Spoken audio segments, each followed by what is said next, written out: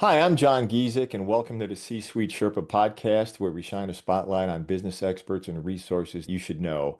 Today, I'd like to introduce Kyla O'Connell. She's the founder of Win-Win Training, and they specialize in partnering with VPs of sales to support them in training and coaching their teams.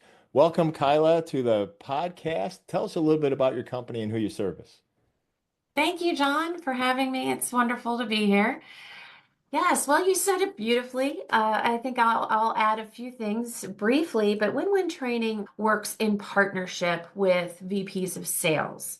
Those are the key people we're working with. And what we have found is some VPs of sales love the idea of training and coaching themselves. A lot of them don't really enjoy the training process. They would much rather hire a professional so they can focus on their own industry. They can focus on their biggest customers and supporting their reps to close those deals and strategically use their time to have the most impact and allow me to take on maybe the newer salespeople or someone who's struggling in a certain area. So that's the biggest impact we provide for a VP of sales.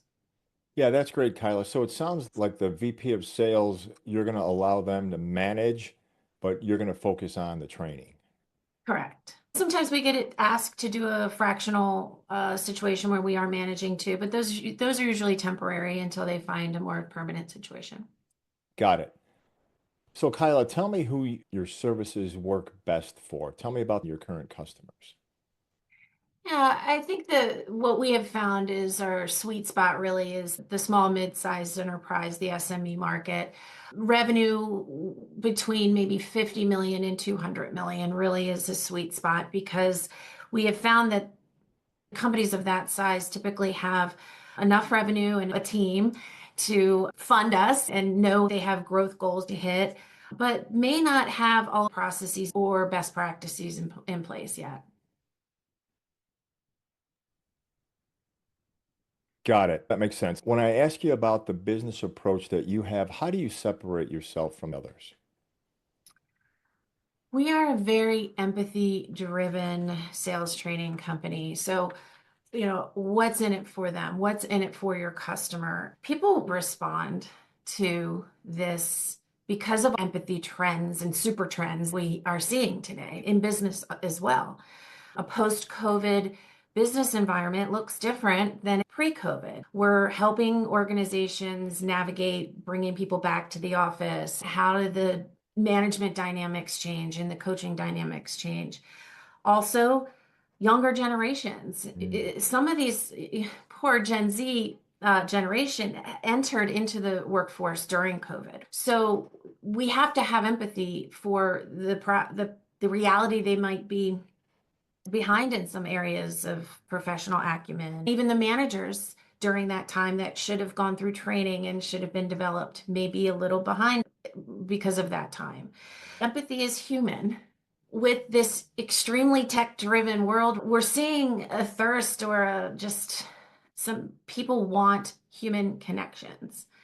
And we're seeing that if we take our customers and we train our salespeople to take their customers on a journey together in a partnership to find that win-win solution, it stands out. It stands out not just to untrained salespeople, of course, but it stands out from this automated transactional sales environment we're inundated with every day. For some products and services, it's fine. But the companies and the industries and the sales environments that I am focused on really require a higher level approach and a more empathetic win-win approach. You were talking about the COVID experience and the empathy sales um, technique and strategy. Coming out of COVID, you still feel that people need that even more now because they missed it during COVID? Well, there's more emphasis on empathy since COVID, right? I mean, it required us to be empathetic. Post-COVID, things have changed, whether it's having more empathy for your team who is now expecting some sort of hybrid work environment, or relating to the younger generations that are still getting used to the professional environment, whether it's in a sales environment or a leadership environment. We are seeing these trends that are requiring people in general and salespeople to be, and managers to be more empathetic. Got it, Kyla. You were talking about the high touch approach that you have for people. And then I'm going to ask you what you see the biggest obstacle is for your industry. Is it technology? Is that going to be one of the biggest hurdles? Probably. I think the biggest problem now and foreseeable future is the growth and speed expectations. So now it's, yes, you need to grow, but you also have to grow fast. So this enormous pressure being placed on organizations because perhaps they're trying to be purchased by private equity or perhaps they already have been. There are goals that need to be hit, and what I have seen is these VPs of sales are under enormous pressure to hit those goals, which filters down to the salespeople are also under that pressure. So by, being able to say, why don't you outsource this portion of it? I study and live and breathe this every day. Let me keep up with the nuances of how AI is changing the sales process and distill down what's really great and what we should be implementing versus all the noise. And when I say that, people are like, thank you.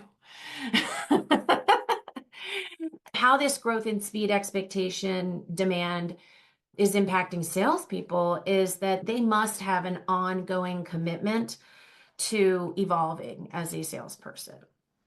As somebody who joined the workforce in the late 90s, that they can reach sales success doing things the way they did even 5 years ago, more or less 10 or 20 years ago, they're kidding themselves. That evolution is only going to be faster. That's challenging for salespeople who have been selling for a long time. What do you mean now I have to care about LinkedIn, AI, and sales enablement tools? I used to just add value. My customers loved me and we would go out to dinner. It's just not enough anymore. You have to have that ongoing commitment to learning and evolving. Yeah, you talked about pressure. That's a lot of pressure on the VP of sales. Not only does he have to manage the sales team, he's going to be Mhm. responsible for keeping up with technology. Every time something new comes out, I could just see the sales force going, oh, not again. We're changing this again just Yeah. to keep up with the technology. And there's going to be training involved. You're going to have to get buy-in from the team. Think about, Kyla, when you think about your customers, your current clients or past clients, what's the number one problem they're calling you to fix? What's the most common? I would say that these teams also in that sweet spot of mid-market, they're comprised of a diverse set of reps, right? So they'll have elite reps that know exactly what they're doing. They don't really need to get in their way. And there'll be the next people on the bench, the people who are going to be elite in their high potentials. And then we may have people who are just starting. Giving each one of those levels of experience and skill set and talent, customized training and coaching is challenging for them. And so by helping them first break it down into buckets, how do we really develop? Because we can still develop elite salespeople, especially with new things coming. We don't want to overwhelm an elite salesperson who's already doing really well. We want to tread lightly there. And then the next gen, the people that are going to be the elites in the next 5 years, they're going to need something different, maybe some leadership training too, high levels of emotional intelligence training for that group, because they're already proving themselves that they're going to be professional sales executives. So now it's about refining and taking them from here to here.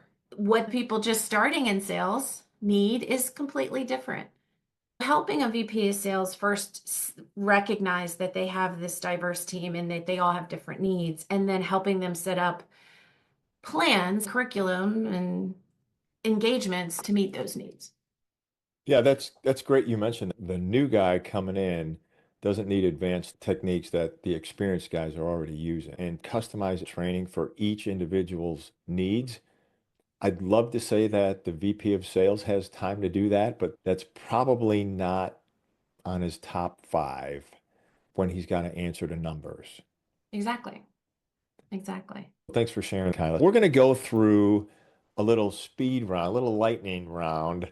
I'm going to pepper you with some questions to get the viewers a taste of what you're like outside the office and just to Okay. help them get to know you a little bit better. So coffee or tea? Oh, definitely coffee. And is it all day coffee or just 2 cups in the morning and I'm done? It would be all day coffee if I didn't have some level of restraint. Usually 2 or 3 cups in the morning. I try to bypass it in the afternoon. Let's face it. How about cats or dogs? Oh, definitely dogs. I have three and they're like my babies, my four-legged babies. Awesome. So think back if there's a favorite quote, something that impacted you that you go back to all the time. You got one of those? Favorite quote, not very profound, but prolific for me because of my impatient personality. I'm constantly telling myself to slow down, to speed up.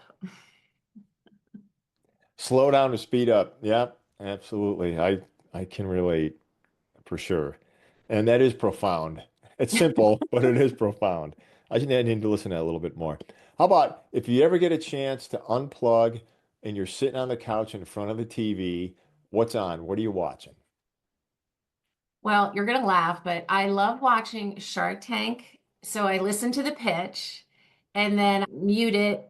I think about what I would do, right? And write it down sometimes to not forget what I would offer or what I think they should do. And then I listen to, of course, what the sharks say. It's a game for me. I like to see how similar or how spot on I was to what they would do. That's great. So what about a book? You ever get a chance to read a book or something you're currently reading? I have to read all day to stay current, especially in the business that I'm in. Simon Sinek has really changed the landscape.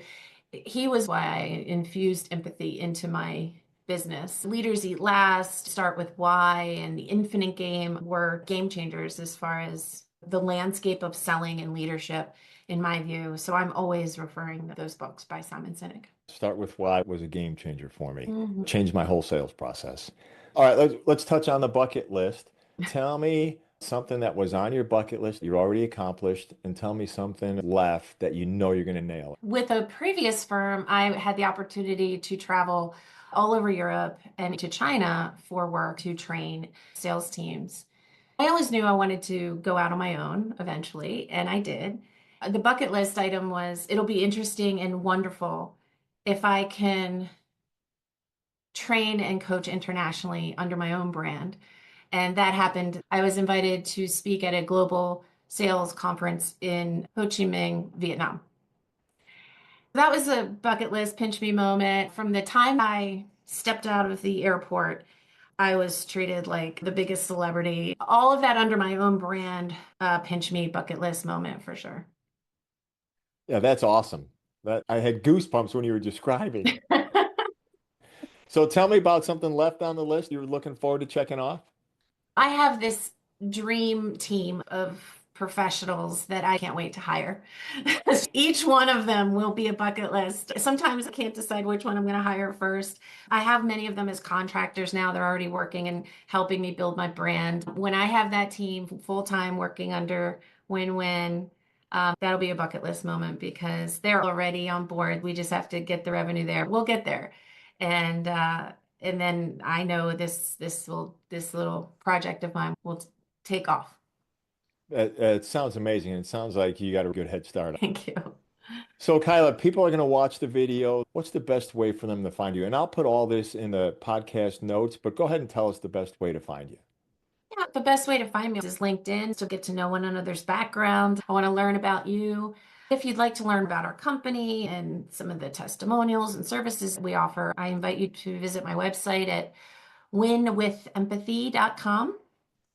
And of course, there's ways to contact us and download information there on the website as well. That's great, Kyla. I appreciate you taking time to be our guest today. Thanks so much, John, for having me.